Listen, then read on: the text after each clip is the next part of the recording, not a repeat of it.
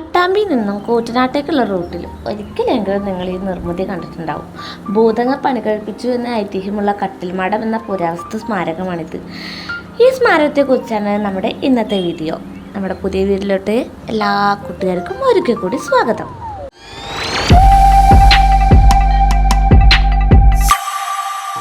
പട്ടാമ്പിയിൽ നിന്നും കൂറ്റനാട്ടേക്ക് വരുമ്പോൾ കൂട്ടുപാത ജംഗ്ഷൻ കഴിഞ്ഞ് 100 മീറ്റർ പിന്നിട്ടാണ് ഈ ശിലാസ്മാരകം സ്ഥിതി ചെയ്യുന്നത്. ഇതുവഴിയുള്ള യാത്രയിൽ ഈ സ്മാരകം കാണാത്തവർ കുറവായിരിക്കും. പാലക്കാട് ജില്ലയിലെ പട്ടാമ്പിക്കടുത്ത് നാഗൽശ്ശേരി പഞ്ചായത്തിലാണ് കട്ടിൽമാടം സ്ഥിതി ചെയ്യുന്നത്.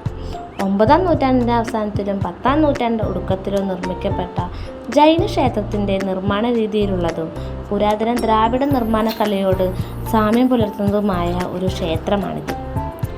1000-ലധികം പഴക്കമുള്ള കട്ടിൽമാടം നമ്മെ അതിശയിപ്പിക്കുന്നത് അക്കാലത്ത് നിലനിന്നിരുന്ന വാസ്തുവിദ്യയുടെയും നിർമ്മാണ വൈദഗ്ധ്യത്തിൻ്റെയും ഭാഗമായാണ്.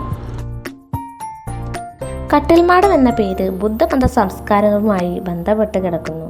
കട്ടിൽ എന്നാൽ 4 കാലുകളോടുകൂടിയ ഒരു വസ്തു എന്നും മാടം എന്നാൽ ഗോപുരം എന്നുമാണ്.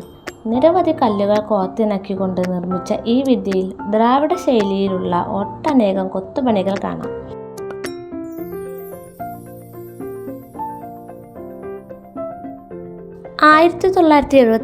ജനുവരി 16 കേരള സർക്കാർ ഇതിനെ സംരക്ഷിത സ്മാരകമായി പ്രഖ്യാപിച്ചു.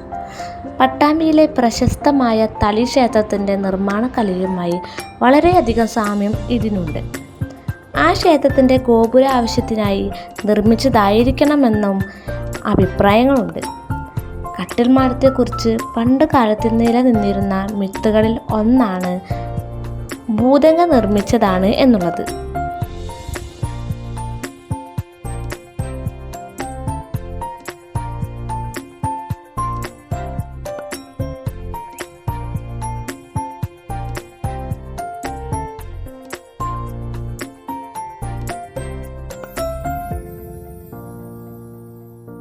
ഭൂതങ്ങൾ ഒറ്റ രാത്രി കൊണ്ട് നിർമ്മിച്ചതാണ് ഇത് എന്നും, എന്നാൽ പാതിരാത്രി കോഴി കൂവിയപ്പോൾ നേരം വെളുത്തെന്നു കരുതി പണി പൂർത്തിയാക്കാതെ ഭൂതങ്ങൾ തിരിച്ചുപോയി എന്നുമാണ് നിലനിൽക്കുന്ന ഒരു ഐതിഹ്യം.